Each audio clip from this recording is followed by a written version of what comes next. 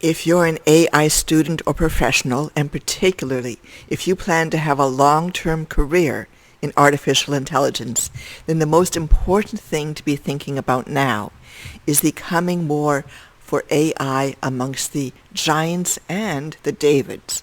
So in this vid, we're going to take a look at the key players, not only in terms of their muscle power, so to speak, the money that they have underneath them, the accomplishments that they have so far.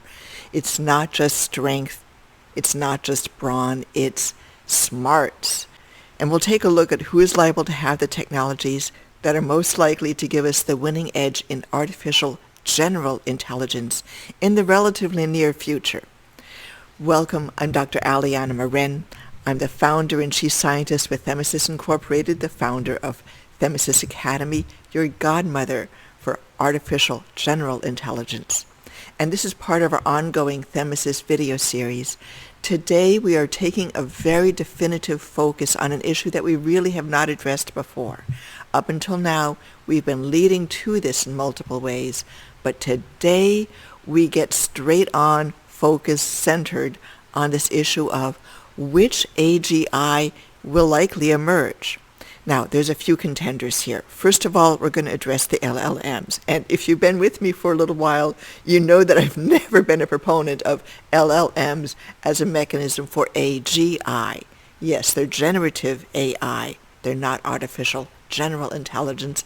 And the rationale behind my saying this is, of course, it's the algorithm.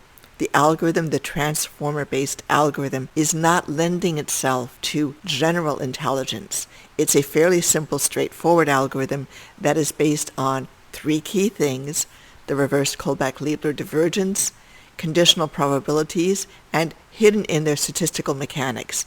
When we get into the transformers, of course, we introduce multi-head attention and positional encoding, but those are added in on top of that fundamental basics of three different capabilities that converge to form generative AI.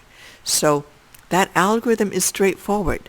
And basically what it says is, if I've seen something in the past, in my very, very rich set of data that goes out into the past, which is why we have so many billions of tokens that have been brought into these large language models and trillions even of parameters, because they're all connecting up to very, very long storages of acquired data.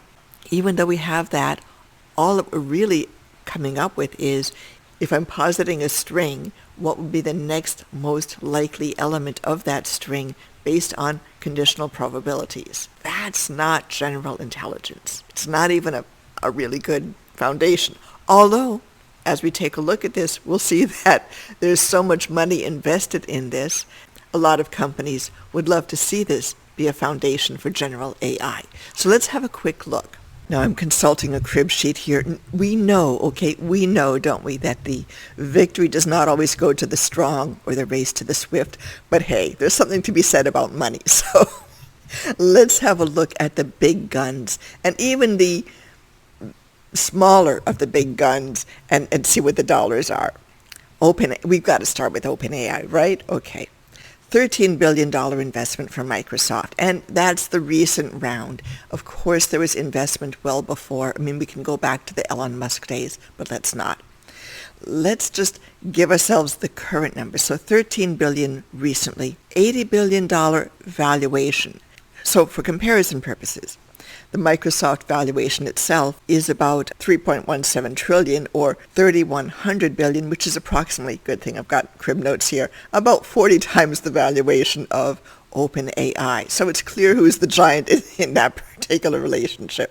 Google and Google's Gemini. You know, the numbers that I found with a very quick cursory search, and I'm sure you can find better, and please do put something in the comments, send me an email. We've got an associated blog post. Please fill in some comments on the blog post if you want to offer different numbers. I found $191 million invested in Gemini. That is a lowball number. That is so crazy level lowball, because it's out of proportion to the amounts that we can see that the other companies have invested in their AI. So Alpha itself, 2.15 trillion, which is about 30 times the valuation of OpenAI. We're just trying to compare things here. And it's not apples to oranges, it's piles of apples against a single orange, so to speak. Okay, but Google and Microsoft sort of in the same ballpark. Microsoft being about a third bigger. Meta, they're clearly announcing that they've got, it started off at 30 to 35, and now they're saying it's more like 35 to 40 billion in AI. Now that's AI with quotes around it. We're not specifying with that how much is going into their large language models, how much is going into AGI, how much is going into different areas. So that's kind of a gross number. Meta's market cap is about 1.12 trillion, so it's about 15 times that of OpenAI. Still in the playing field of being big and influential. The two smaller of these giants in the LLM world are Anthropic and Mistral.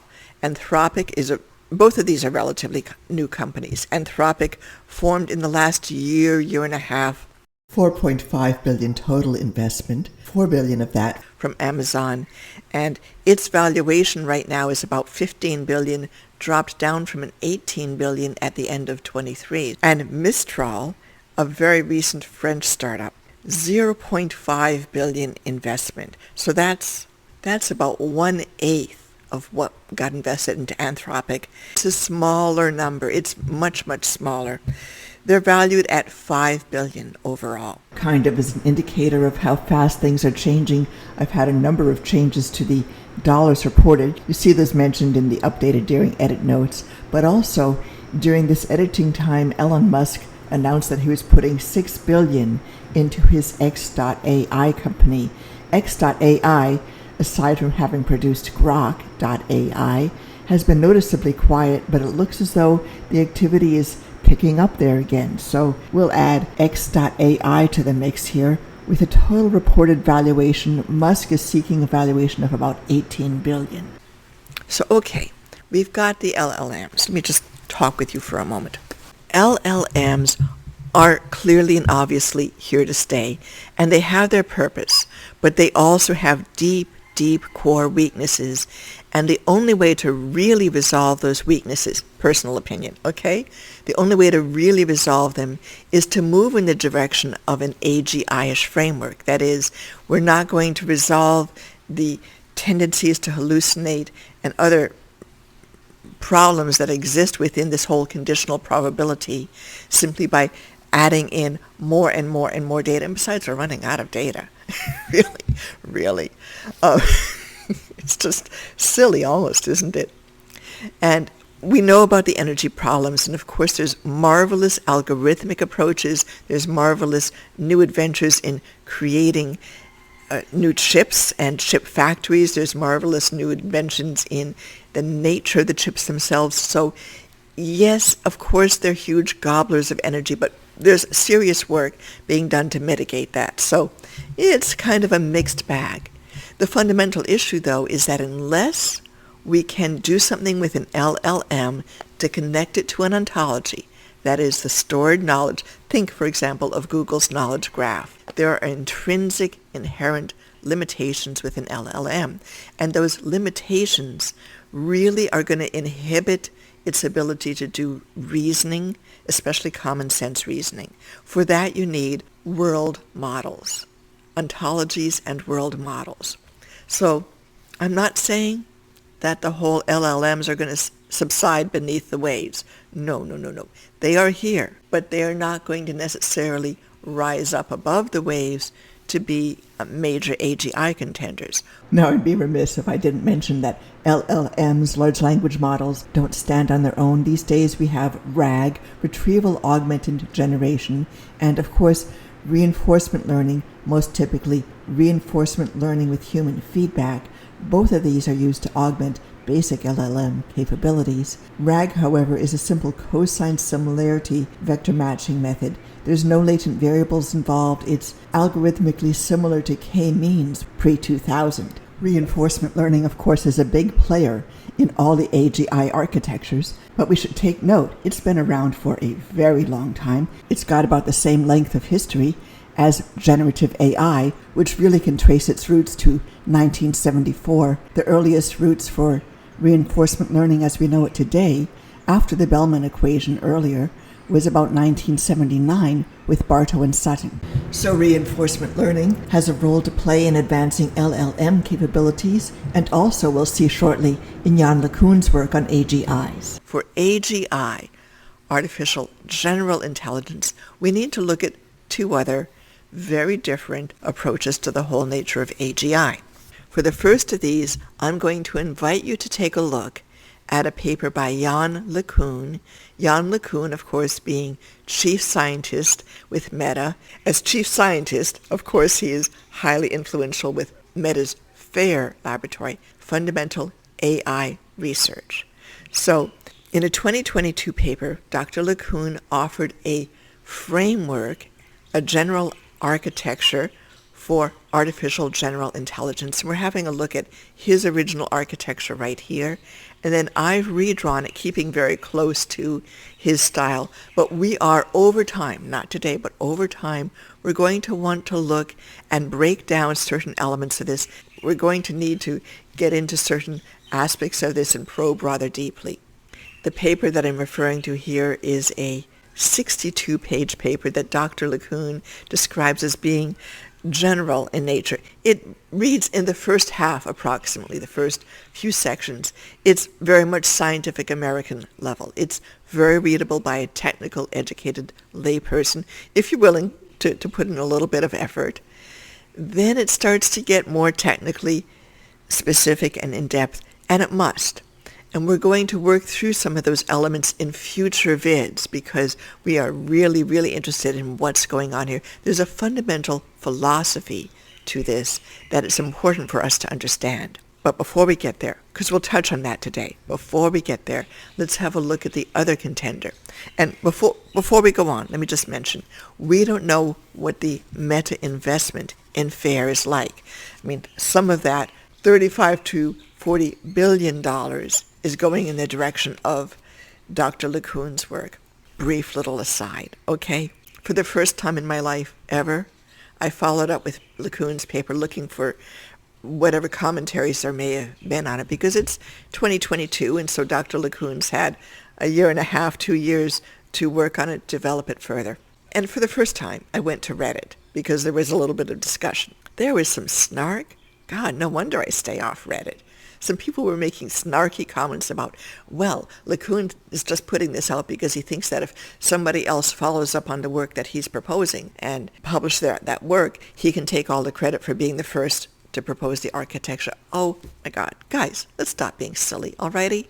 Dr. LeCun can cherry pick and hire into the FAIR lab the best and the brightest. He's got a budget. He doesn't need for random researchers who are not within his immediate sphere of influence to follow up on his lead. He's got people working on this, alrighty?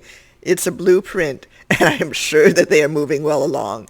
And side note to that side note, Google learned a lesson. When Mikovic and colleagues working at Google Brain put out the doc-to-vec and word-to-vec algorithms, that was world-changing. I mean, major influence in the realm of text vectorization algorithms for natural language processing. And a lot of people picked up on it, but it was a fairly straightforward and relatively simple algorithm. You didn't need large anything for it. It was, implementable easily on your PC. 2017, Vaswani and colleagues, again at Google Brain, published the algorithm Attention is All You Need. That's the foundational transformer paper. It was presented at NIPS, Neural Information Processing Systems, and then there's a larger version, I believe, on Archive. Oh my God, did that ever blow the roof off? That was the progenitor for all these transformer-based models, these LLMs, and everything that works with a transformer-based algorithm, including all the visual models, code, all of this. So Google realized that when they publish their research, it's open play for anybody who wants to pick up on it. And maybe they are not publishing quite as freely right now. And with that in mind, we don't know exactly what Meta's up to. If they've got a secret sauce, they may not be revealing it to the world because look what's happened with Google. The Google algorithms went over to OpenAI. They grabbed that, built on it. Microsoft invested, and now Sundar Pichai's got to be shaking his head and saying, ooh, that was bad. You got to watch who shares what these days. So to sum that one up, we don't know exactly what the status is with Meta and with their FAIR group and how far along they are. But let's just take it on trust that a decent portion of that $35 to $40 billion is going into AGI work, and we should be able to see something. Enough money, enough smart people, you're going to get some progress. So we come to the third, and this is definitely the dark horse, the surprise visitor from way out in left field. But it's Karl Friston, who's been relatively recently, I think this was late 2022, Canadian company Verses.ai. And Verses was pre-existing, and they had a momentum towards AI. Bringing in Friston is a game changer. Friston is almost a cult group around him, okay? He is the developer of something called active inference, which is taking the notion from generative AI of variational inference and moving it forward. Variational inference basically says, can I take a model and vary the parameters until I've got a decent model of whatever situation it is that I'm attempting to represent, where that situation may include a huge number of possible variables or instances of reality, so to speak. Now here's where we are with this. Variational inference is a form of generative AI. It's got the same three foundational elements as deep learning. That's Hinton's invention. We're talking about the deep learning in energy-based neural networks, that is, restricted Boltzmann machines, where you have multiple layers of them. And it's the same kind of thinking that has led to variational autoencoders, although all three of these are hugely different. And that is, once again, you start with a reverse Kullback-Leibler divergence, which is, how do I best adapt the model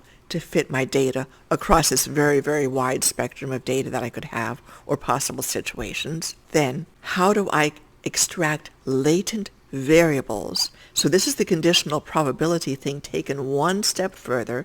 It's not just a what depends on what, but we're saying that my latent variables depend on these various different situations that I could observe. And what I'm really trying to do is create a model of this latent space. And if I get a good model of the latent space, then I can correctly predict or estimate a situation, even if I haven't precisely seen that one. And then the thing that allows for minimization across this very, very large space of variables is the statistical mechanics. And that's where you take that conditional probability for the latent variables as functions or dependent on the observable. And you do a little bit of mathematical origami. And when you do that the right way, you get an equation that looks a whole lot like a free energy equation in statistical mechanics. That's variational inference in the smallest of possible nutshells. Active inference asks the question, how can I estimate through time how this situation is evolving so that I can adapt my model forward through time so that the divergence between the model in the future is close to the actual situation?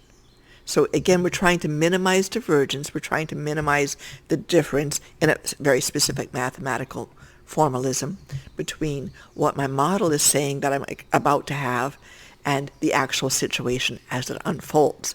That's active inference in a very, very small nutshell. Now, Friston is, God, he is so notoriously difficult to read. I mean, it's like I've been trying to read him for the past, it started in 2016. 2016, I was just getting back into my work with corticons, and my grounding, because we are all so conditioned by not just our childhood, but our early studies and whatever our chosen disciplines are. We tend to think in the way in which this river has run its course. I had my grounding in theoretical physical chemistry, specifically statistical mechanics, and I just have this gut thing that says free energy is a real thing, that the world tends towards a free energy minimum. I'm in Hawaii.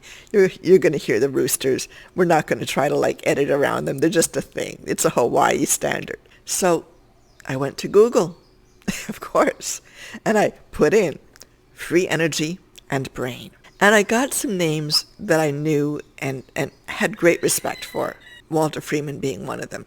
There are a number of researchers who over the years have tried to talk about how the brain works in free energy terms. But there was this new name. I hadn't heard of him before.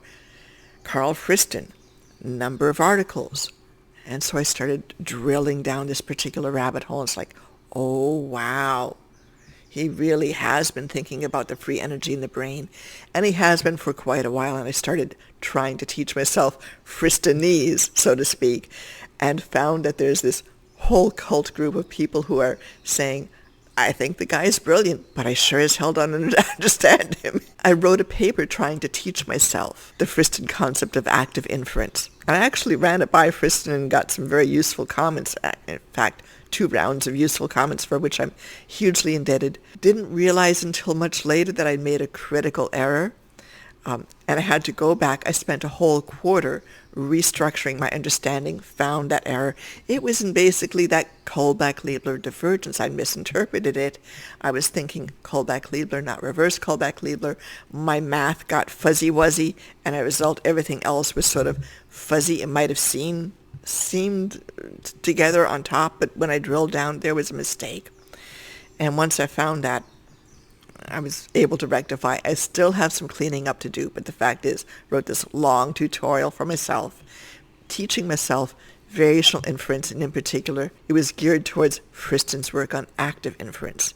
And I still won't claim to understand him very well. So he has become lately more and more of a focus of fascination, if nothing else, with people who are saying, there's something to this.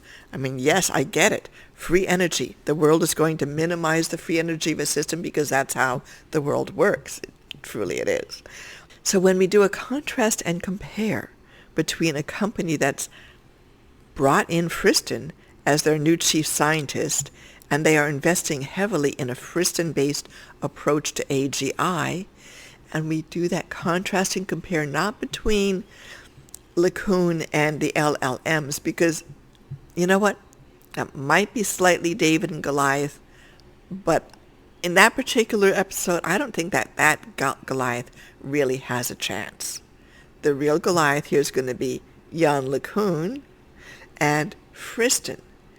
And let's just take a look at things a little bit more. First of all, some numbers. We really don't know how much Meta's investing in LeCun's work, but it's a fraction, a decent fraction of that $35 to $40 billion. That's not penny change. It's a research lab. But what do we have here for Verses? Total investment that I could find recently, 6.81 2024, $21 million total. I mean, it's enough to stand up a lab, okay, and keep them rolling for a while. But God, it is on the order of 1/20th of the investment in Mistral. It's small, and I couldn't find a valuation.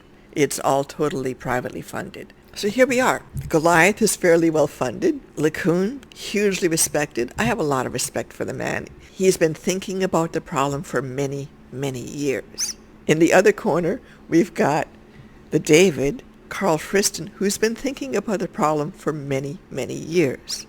And he's got a little bit of funding right now, and enough to bring him over from his academic position into a corporate role, but they don't quite have the same leverage. On the other hand, all they need to do, I would suspect, is show reasonable promise, and they can get more money. You know, the money situation right now does not need to be the money situation 6 months from now, and it may be that brains could win out over brawn. So let's give this just a little tiny bit more attention. We're going to pick this up in future vids, because this is where the juice is. This is the promise. This is like, if we can get a handle on what's going on here, we can track the evolution of AGI. Recently, Friston and LeCun had a conversation at Davos 2023. And that got filmed as a YouTube, and it's presented, and it's sort of like this face-off. They had a very cordial conversation. They agree on some things. They disagree on others. I'm going to put a link to that YouTube in the blog post rather than trying to summarize their points here. But I will say that the pitches, and we're talking about people trying to give laypersons bullet points or sort of like taglines for each of these. They're positioning Friston as having a natural approach to AGI versus LeCun having a artificial or engineered approach. Yeah, that's too trivial. No, it isn't. What we really want to do is take a look at things in a little bit deeper way. So Friston's work is fundamentally about taking variational inference forward with the active inference notion.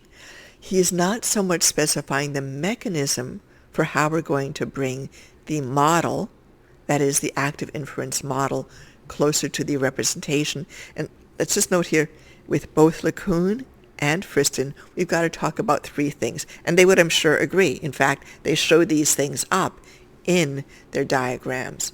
You've got the external world. Friston calls it psi. LeCun calls it, he just has a picture of the Earth. It's the external world that we are modeling here. We create a representation of the world. Friston denotes that as R for representation, and LeCun talks about having a world model, but significantly in LeCun's concept, he's talking about the world model evolving. And I'm sure that the Friston notation, the representation, when you take it into active inference, you're talking about an expected evolution of this world. In both cases, you've got a model. That's kind of like the point of the whole thing, isn't it?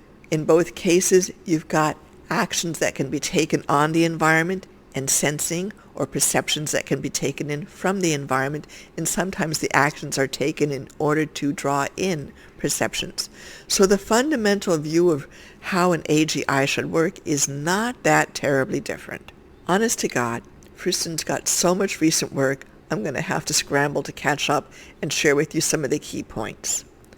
LeCun, we know because he's expressed this in his document, is looking at a reinforcement learning approach, and he's also describing a lot of his thought on this in terms of basically control theory. Reinforcement learning as a mechanism, drawing down on optimal control theory, model critic control theory, which has been around for a long time. I'm just giving a couple of phrases out of LeCun's paper. I need to settle down, summarize key points, and do a better contrast and compare with you. The point today is we just know whom we're comparing and in what areas. The two gentlemen definitely know each other's work in some depth. They don't cross over. I'm not finding much in the way of Friston citations in LeCun's work, and vice versa. I'm not finding much of LeCun citations in Friston. The two camps are fairly well separate. But there is a little bit of tangential connection. For example, Danager Hafner, currently with DeepMind, he wrote a paper with Friston, with Thomas Parr. The full set of authors besides Hafner are Pedro Ortega, Jimmy Ba, Thomas Parr, Karl Friston, and Nicholas Hess. They were taking active inference one step further. The interesting thing there is that on that Reddit post that I trespassed into, that was commenting on the LeCun work, there was some actual useful, interesting dialogue between a poster named Danager and LeCun, and that was a healthy, useful, well-informed dialogue. So there's a little thread of connection where people who are both familiar with Friston's work and are attempting to evolve it a little bit are also very familiar with LeCun's work and are able to make that mental bridge. So there are connections within the AGI community of researchers who are doing very active work and are very much aware of both trains of thought. We're going to have follow-ups to this because now we know what we want to look at. If you are in the AGI area, that is to say, if you are in artificial intelligence and you're planning to have a career that extends more than 3 years, meaning you'll be moving out of the LLMs and the other transformer-based models into AGI, I'm going to suggest some avenues to pursue in the blog post, just some reading materials, some YouTubes, things that you can start following up on, because this is going to be, if you're not already familiar with it, this is a long-term study. And the reason that I'm saying 3 years is it's about 2 to 3 years to even start catching up and building enough foundation there to have a good, comfortable, solid working knowledge of these areas. Within Themis, we've got a short course on top 10 terms in statistical mechanics. That was built for those of you who are wanting to get into the active inference area and knew that you just needed to build in a groundwork of statistical mechanics, all those free energy terms, before you started getting deeply into variational inference and then from there into active inference. And it turned out that as we added bonus materials into the short course, it turned out to be this is the foundation for what you need to understand generative AI at a fundamentals level, not just like how to build prompts for ChatGPT, or even the slightly more advanced things like how to use a RAG, that is a retrieval augmented generation system that can refine your basic LLM work, or even playing with things like stable diffusion. All of those variations on the theme of transformer-based methods, they still rest on that foundation where you need a little bit of fundamentals if you're really going to go forward with generative AI. And they're typically not taught very well. A lot of the courses are hands-on. They're basically lab courses. So if you're going to move beyond being a laboratory technician, so to speak, and have a little bit in the way of fundamentals, when you get to that blog post, follow the link to the short course that we offer. We also have humongous freebie resources, YouTube playlists on generative AI, chapters from the book in progress, statistical mechanics, neural networks, artificial intelligence, that will help you get a nice solid grounding right there, and more. So please follow the multiple trails that are going to lead you into resource directions from the blog post that will attach to this particular YouTube. Just a couple more comments before we close, because this is important. We're talking about the coming AGI wars, and you know what? It's not just company versus company. Although I've got to say, this is going to be really worth buying the best ringside seats you can get, getting some popcorn and watching. It's going to be very interesting for the next few years. But here's one final thing, because it's not just which AGI. I've got to say this in passing. Even if you're just going to be using the AGI or picking an AGI to use for an application, here's what's important. Each AGI is going to have a very different feeling and flavor. For example, Sam Altman has some comments about his envisioned AGI. And I will read that off to you. I'm not reading it here. I'm going to voice over in a little clip that I'll introduce. In the associated blog post, I've got a link to an Altman interview where he describes two different visions for AGI. One is as an alter ego for ourselves, where the AGI essentially dubs in and takes care of a number of routine responsibilities, and the other is where the AI acts somewhat independently, autonomously, in the sense of being a great senior employee. That is, it can think independently and, if needed, identify impacts of a course of action that we're proposing to take. Expanding on his notion of a killer app for AI, Altman has described it as a super competent colleague that knows everything about my whole life, every email, every conversation I've ever had, but doesn't feel like an extension. That's interesting. It's sort of like Alexa taken to the skies, and personally, I don't allow Alexa into the house. But hey, we each have our preferences. That's Altman's view of AGI. And if you go into the Altman-inspired AGI world, that'll be what it feels like. Do you want that or not? And that would possibly even infuse over into Microsoft's Copilot, because we know that Microsoft is pulling heavily from OpenAI to give its Copilot AI and very likely soon AGI capabilities. So you're going to get that feeling and flavor. Whereas if you go with a LeCun-inspired, meta-developed AGI model, it's going to be very different. There's going to be that engineering tone to it, and it's going to be all control parameters. You go over to Karl Friston's approach, whatever Verses develops, and Verses will likely get more money or be bought by a larger company. I do think that path, now that it's established, is going to continue. That's going to have a different feeling and flavor. So these different AGIs will be different, and how we interact with them will be different. And there's going to be a choice to be made about how do we want our AGI to not just process stuff, but fundamentally feel as we interact with it.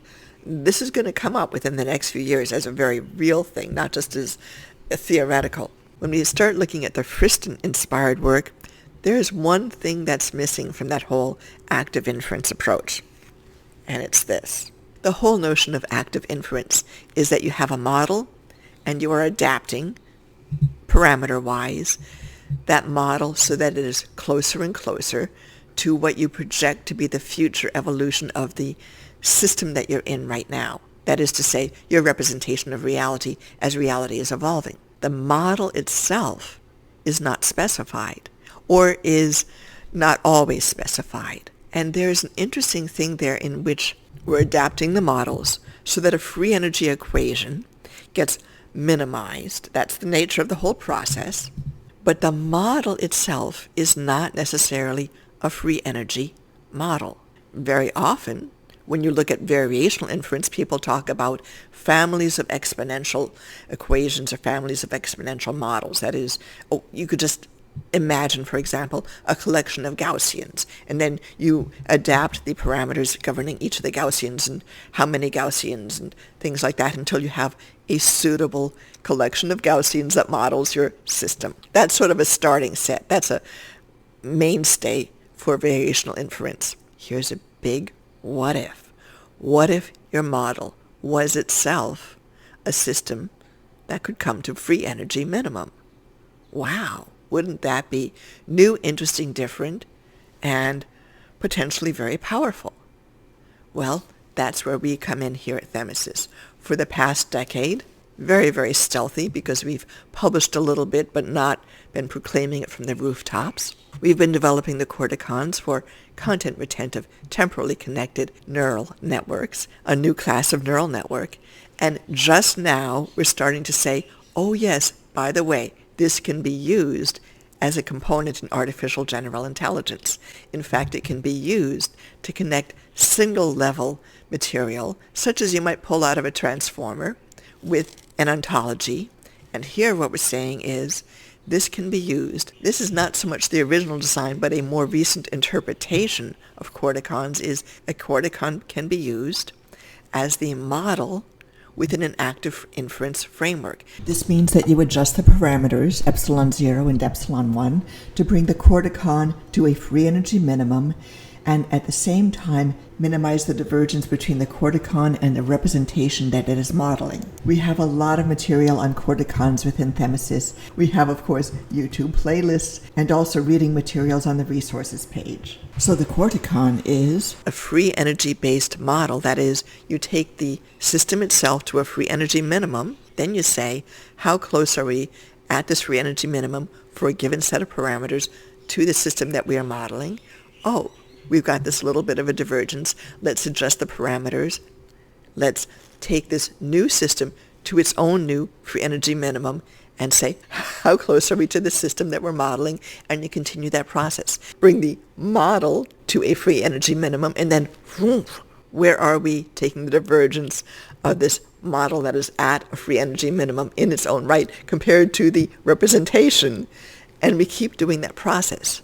Strange, weird, different, but there might be something of value in having a model that can come in its own right to a free energy minimum. If the Friston-based approach to active inference is the dark horse coming in from way out in the far forest, we're kind of like a fairy angel coming in to ride that dark horse. Oh, pick an analogy that works for you.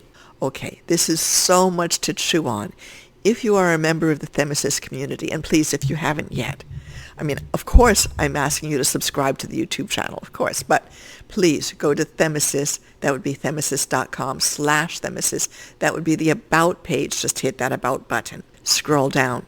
Opt-in form. Opt in. The reason that we're asking you to opt in is that we've got stuff going on that isn't always coming out in YouTube's. For example, flash sales on our courses. That's a good one to know. When we're having our AI salons, if you want to be in a room with intelligent adults, having intelligent adult conversations that are not fantasies and phobias and are not just like, oh my God, what if this thing goes rogue? How will we survive? But if you want thoughtful conversations about emerging AI technologies, this is the place to be. A monthly AI salon. You get your invitation only if you're a member of the Themis community. So please, do join us there. We're looking forward to connecting more with you and having some real conversations about AI. So please, have these conversations with us. You can feel free to leave comments in the comments below. Go over to the blog post, leave comments there. Email me. I've got an email address in the contact in the Themis website. And please, by all means, opt in with us, join us in Salon, and really have some discourse. So let's close up with a few notes, a couple of which are more or less editorial corrections, and the last one is really important. First of all, my apologies to the good folks at Perplexity. I forgot to include you earlier. Yes, you are indeed important, and my bad. Here you are. Next, my discussion about the AGI players who are dominantly invested in one form or another of reinforcement learning. I didn't include the Google's DeepMind and the Google Brain folks in that discussion. And again, my apologies. We all know that the DeepMind folks in particular have been doing a lot of reinforcement-based work, beautiful work, and showing really thoughtful, deep work. So to Themis and all the lovely folks at Google DeepMind and Google Brain, we love you, we adore you, and we'll certainly be talking about you in the future. Finally, this might be the most important subtlety and nuance for us to understand. Let's take a look at LeCun. He's mostly describing a world model in which he's referencing, for example, interpreting video images such as might be used in a self-driving car. He makes the point that we do not necessarily need to use generative models in an energy-based model system. That is so important. He's essentially distancing himself from the entire LLM realm and moving into a realm that might be, say, more autonomous vehicle-oriented or operating in some other world situation. He's saying not necessarily needing generative. On the other hand, when we take a look at Friston, he's pointed out in several places, I'm just grabbing one, that the brain may indeed take a generative approach. And take a look at this right here. He's mentioning a deep generative model in this particular paper. So isn't this interesting? LeCun saying we may not need generative, Friston saying maybe generative, is implicit in brain processes. We'll be investigating this more as we go on. Finally, we agree. This has been a lot to process, a lot to take in. Clearly, the reading list will go on for forever. You may want to engage with us as being your personal or corporate muse. Please visit our muse page. Send us an email. We'll talk about it. Thank you so much. I'm Aliana Moren with Themis. It's been lovely to have a moment with you. Enjoy being on the front row seats of AGIs as these systems start competing with each other. We'll see you again soon. Have a lovely day.